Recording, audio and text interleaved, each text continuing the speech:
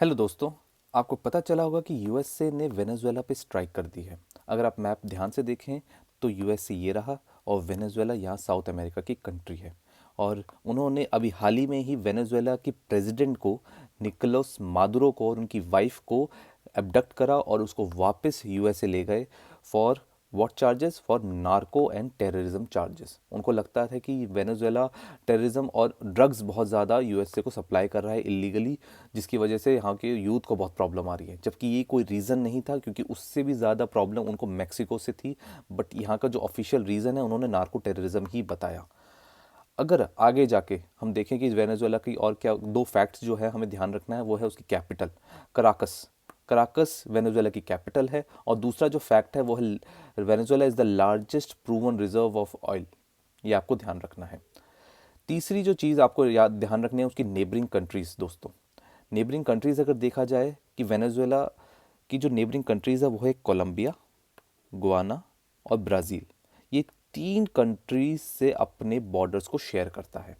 Water body जो है ऊपर उसकी वो है कैरेबियन सी। अगर बाकी देखा जाए तो इम्पोर्टेंट और क्या है, वो है पानामा। अगर कोई क्वेश्चन आ गया कि वेनेजुएला पानामा पानामा कंट्रीज से अपने बॉर्डर शेयर करता है तो आंसर होगा नो, क्योंकि वो कोलंबिया से करता है। और पानामा भी पिछले साल सुर्खियों पे था और आज भी है।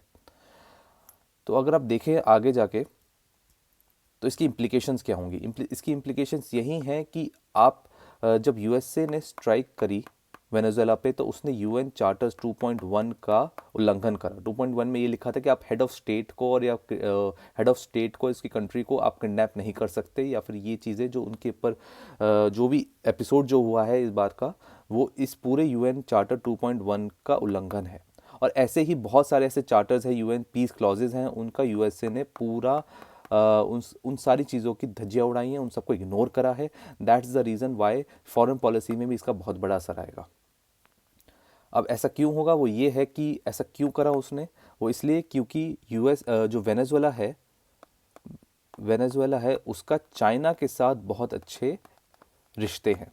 वाई? बिकॉज जब 2019 में ट्रंप ने वेनेजुएला पे सैंक्शंस लगाए कि वो अपने ऑयल्स को नहीं दे सकता किसी और कंट्री को, तब भी वो ऑयल जो है चाइना ज़रूर ले रहा था।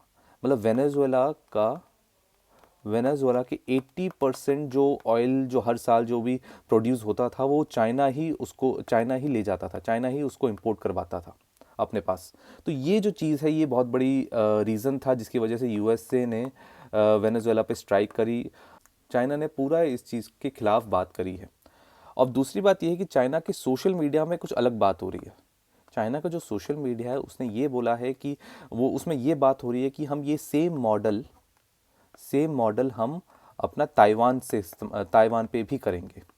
ये बात चल रही है कि चाइना जो है आगे जाके यही मॉडल शायद ताइवान पे भी अप्लाई कर सकता है। ये चीज़ सोशल मीडिया पे चल रही है, हालांकि ऐसा कोई ऑफिशियल नहीं है, but these are the implications की जो आगे जाके हमारा आ सकता है।